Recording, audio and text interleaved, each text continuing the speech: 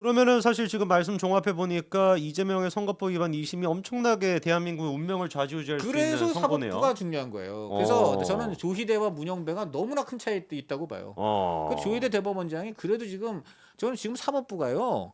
지금 거의 이 그 권위와 존재가 아주 극도로 지금 위험한 상태라고 저는 봅니다. 아 그 왜냐면 정도입니까? 지금 사법 난동이 있었지만은 그건 네네. 물론 잘못된 건데 저는 이런 측면이 있는 거예요. 그 예를 들어 어떤 기업의 쇼 윈도우장에 음. 막 폭도들이 난입해서 다 부수고 난리를 쳤어요. 그래서 이제 예를 들어 무슨 공공 자동차에 어. 뭐 이제 품질에 논란이 있고 막 이러니까 저 그 격분해가지고 네. 막 나 리콜을 수백 번 당했는데 뭐 어쩌고 저쩌고 나 이제 이런 차 더 이상 안 타겠다 해서 열받아갖고 막 이제 들어와서 막 깨고 차 부시고 그래. 자 그러면 그거야 그 폭도들이 잘못했지. 근데 그 기업 입장에서는 그럼 저 폭도들 나쁜 놈들 경찰 저거 확실하게 혼내주세요. 그럼 그 기업은 그걸 끝나요? 그럼 기업은 뭘 해야 돼? 오죽하면 우리가 이런 일을 당했을까? 보니 뻔하거든. 품질 나빴지. 그렇죠. 근데도 막 그냥 밀어내기, 유통 속이고 뭐 그냥 대기업 위세 이용해서 막 팔아먹기만 했지. 그러니까는 극단적으로 저렇게 불법적이고 폭력적인 행동이 나오는구나. 어. 그러면 우리가 반성해야지. 그럼 그렇죠. 제대로 이제 물건 팔자. 제대로 네. 물건 만들고 사기치지 말고 적절한 가격에 좋은 품질 제공해 드리자. 이게 그 기업의 정도지. 저 폭도들 나쁜 놈들. 나쁜 놈들 맞는데.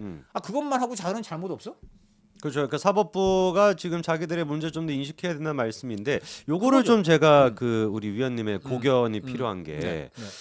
지금도 이제 그 한동훈 대표에 대해서 얘기를 할 때 네. 이 배신자라고 하는 얘기가 계속 나오지 않습니까? 네네네. 이거를 그러면 어떤 식으로 극복을 해야 될까? 그것도 결국 이재명 아웃에서 끝나요. 그러니까 그렇게 보십니까? 그렇게 이재명 아웃이 되면은 어. 자 그러니까 지금 유승민이 배신자인 유승민 김무성이 배신자잖아요. 네. 그렇게 저 보수에서. 보수 쪽에서 돼 있죠. 왜 그렇게 배신자인지 아세요? 그거는 박근혜가 완전히 탄핵을 당하고 박근혜가 완전 작살이 났잖아요. 그렇죠. 그러니까 배신자 프레임이 계속 유지되는 거예요. 그렇죠. 근데 이건 다르잖아. 어. 이거는 이재명이가 작살나기 때문에 이재명이 만약에 완전 아웃이 돼버리면 네. 그렇게 되면은 그런 부분이 상당히 이제는 좀 달라진다 이 말이에요. 어. 달라요. 그때 박근혜는 탄핵당하고 권력 쫓겨나고 감방 가고 완전히 무참하게 그야말로 정치적 사형을 당했잖아요. 네네. 그러니까 그거에 대해서 영남이라든가 보수층 분들이 너무 억울하게 당했다. 자기 저지른 잘못에 비해서 예를 들어 경범죄나 횡단보도 위반을 한 사람이 사형을 당했다. 너무 억울하잖아. 그렇죠. 그리고 반대로 그 결과 누가 됐어요? 민주당 문재인이 됐잖아요. 그렇죠. 자, 근데 이 경우는 다른 게 한동훈 경우는 우선 다르다. 한동훈 경우는 다른 게 네. 아까도 얘기했지만 그때는 문재인이 그냥 완전히 당선이 돼버렸잖아. 그렇죠. 박근혜는 죽고 그 죽은 자리를 문재인은 딱 정권 먹었잖아. 교체가 돼 버렸죠. 근데 이거는 물론 민주당이 정권 교체가 될 수도 있어요. 네. 그렇지만 지금 윤석열을 탄핵하는데 제일 앞장서고 윤석열을 죽이고 윤석열 정부를 괴롭힌. 어. 그래서 이제 윤석열 이재명이죠? 대통령의 계엄이 잘하는 것은 아니지만 어. 그 계엄의 동기를 상당 부분 이재명의 입법 폭주와 탄핵 남발이 또 작동시킨 측면도 분명히 있는 거니까 우리 그건 분명히 지금 비판해야 되는 거 아니에요. 그렇죠. 그런 원인 제공자가 이재명인데 이재명이 만약에 대통령이 된다. 그러면 한동훈은 계속 배신자가 됩니다. 배신자 프레임 그렇게 되겠죠. 이재명에 남아 있는다면. 왜냐면 이재명이를 만들었기 때문에 지금 유승민, 김무성이 배신자인 가장 큰 이유는 박근혜가 사형당하고 문재인을 5년 정치적으로 사형당하고. 문재인한테 네. 권력을 안겨줬기 때문에 배신자가 된 거예요. 어. 근데 이 경우는 이재명의 권력을 지금 못 가질 가능성이 상당히 높고 네네. 어쨌든 한동훈도 그걸 위해 싸울 거 아닙니까? 그렇죠. 이재명이 안 되게끔 하는데 네. 그리고 이재명은 그 보수 정당뿐만이 아니라 사법부에 의해서 또 국민의 여론에 의해서 지금 대통령 문재인처럼 손쉽게 지금 권력을 갖고 갈 수는 없어요. 지금 그렇지 않습니까? 그렇죠. 그러니까는 그래서 한동훈이 다른 거예요. 약간 좀 맥락이 다르네요. 저는 그 구도가 달라요. 구도가 다르다. 그때는 완전히 어. 너무나 억울한 게 우리 집 엄마는 완전히 그냥 억울한 누명 쓰고 죽고 그다음에 저 나쁜 상대방 물 들 결었던 나쁜 놈 승승장구하고 그 나쁜 놈이 우리 집 들어와가지고 우리 집 다 먹어버리고 그리고 그런데 그 빗장 열어준 놈이 누구야? 그게 유승민 김무성이야. 이렇게 된 거야. 근데 이 경우는 우리 집 아버지 윤석열이 우리가 봐도 좀 잘못했기 때문에 이제 이분은 사법 프로세스로 이제 나가시고 그러나 우리 집에 제대로 된 원래 우리 집 출신 우리 집에 원래 쭉 있었던 이 삼촌들 이런 사람들이 이제 우리 집 하고 그 다음에 저쪽 그 나쁜 놈 우리 맨날 괴롭히던 저 나쁜 놈 저놈도 이재명? 날라가 좀 날라갈 가능성이 높지 날라가는 그렇죠. 쪽으로 가잖아요. 지금 문재인처럼 손쉽게 먹을 수는 없잖아. 네. 그 나쁜 놈이 만약에 우리 집까지 다 먹어버리면 그러면 이제 어쨌든 윤석열 탄핵에 동조를 했다는 한동훈이 계속 배신자로 남아 있겠지만 그런 분은 배신자로 남아 있다기보다 그런 식으로 막 이제 구도가 될 수 프레임을 있지만 라벨링을 억울하게 붙이는 몇몇 분들이 있겠지만 이 경우는 그게 아니잖아요.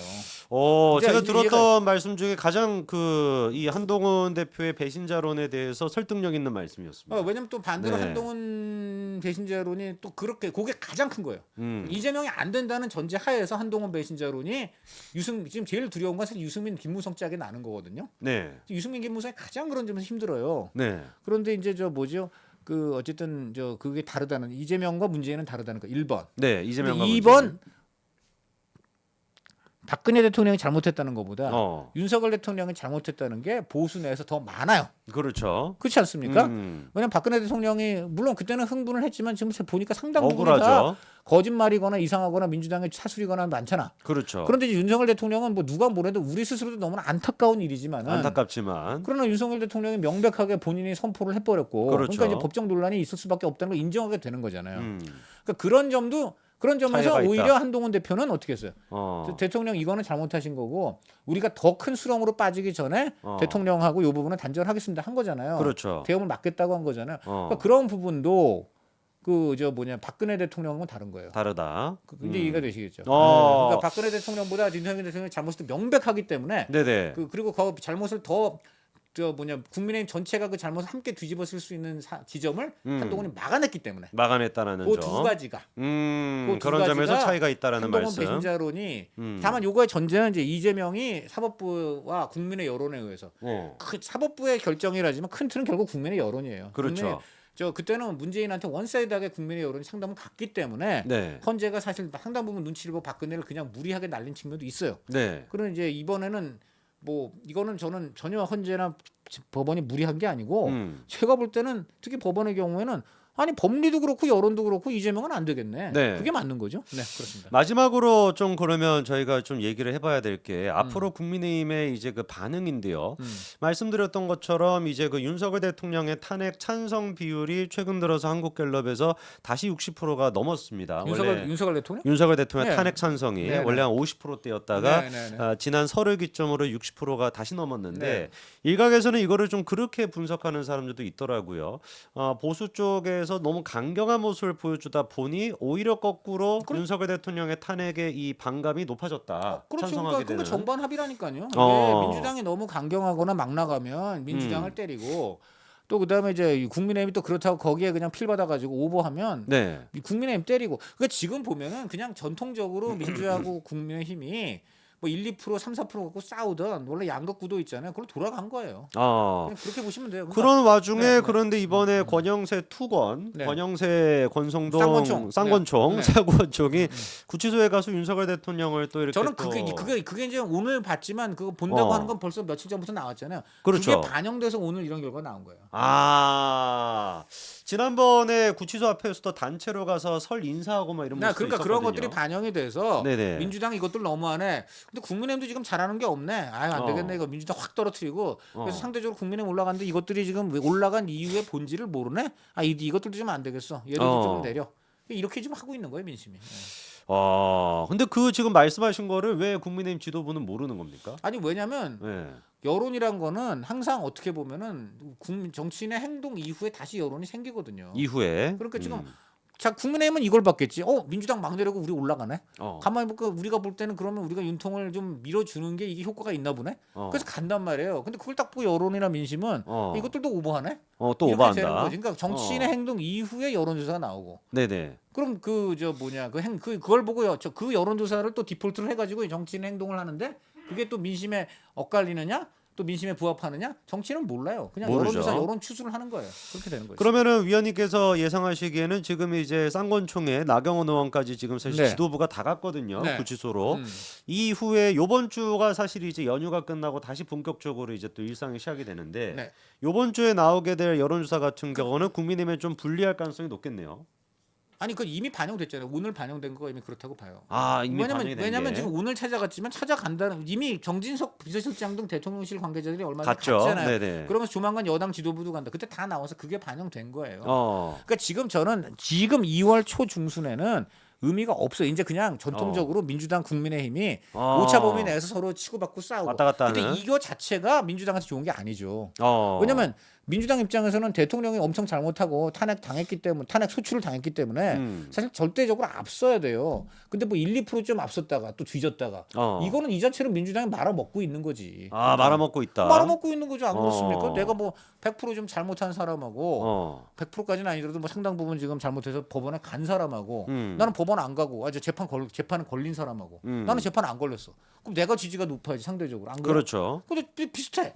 내가 그럼 내가 잘못 있는 거지. 그렇지 않아요? 그렇죠. 그런 거예요 지금. 그러니까. 자, 오늘 그래서 말씀 들어보니까 뭔가 이렇게 좀 복잡했던 전국이 정리가 됩니다. 그러니까 지금은요 의미가 크게 없고요. 그리고 지금 이렇게 보시면 돼요. 전통적으로 그러니까 윤석열 대통령의 계엄과 탄핵이라는 큰 변수는 일종의 탄핵이 일단 소추가 되면서 윤석열 대통령이 구속까지 됐기 때문에 윤석열 대통령이 이제 주던 마이너스 요소, 그러니까 어떻게 보면 약간 좀 사라졌거나 희석됐고, 그냥 전통적으로 민주당 국민의힘이 아웅다웅하는 관계, 양극화당 다시 들어가서 거기에 지금 중도가 퇴장돼 있어요. 그리고. 중도가 퇴장. 지금은 아까도 얘기했지만 찐윤과 개딸이 적극적으로 다 그냥 표집돼 있고 중도는 무응답만 하고 있어요. 중도가 지금 개입할 상황이 아닌 거예요. 그러면 비슷한 거죠. 그래서 그러니까 왔다 갔다 하는 거예요. 그러다가 조금 자극적이고 눈에 확 들어오는 거. 한덕수 탄핵해 버려. 이건 안 되겠네. 그럼 그때는 중도가 좀 그거에 이제 입장을 내는 거지. 그러니까 내가 뭐 윤석열 대통령이 좋아서가 아니고 한덕수 탄핵은 너무하네. 그렇죠. 거기 입장을 내. 근데 이쪽에 반대로 또 뭐 구치소도 가고 또 막 너무 막 나가네. 그럼 이번엔 또 이건 내가 뭐 이재명이 이뻐서가 아니라 이땐 이재명이 이뻐서가 아니라 이것도 국민의힘이 너무 막 나가는 거에 대해서 경고하는 의미로 좀 내려간다. 이건 그냥 이재명과 윤석열이 계속 변수인 거예요. 그러니까 이재명과 윤석열이란 거는 이게 전통적인 민주당과 국민의힘의 그냥 대결 구도인 강성 지지층 양당 그 사이에 그냥 지금 숫자 싸움이지. 그럼 비슷해. 의미가 없어. 포인트는 근데 큰 틀에서 보면 지금 민주당이 그거는 잘못하고 있는 거예요. 왜냐? 민주당이 절대적으로 앞설 수 있는 국면에서도 지금 이러고 있다라는 거는 민주당이 너무 도취해가지고 너무 자기 마음대로 간 게 큰 문제다. 이렇게 알겠습니다. 보면 되고요. 오늘 저희 거기까지 한번 말씀 듣도록 하고요.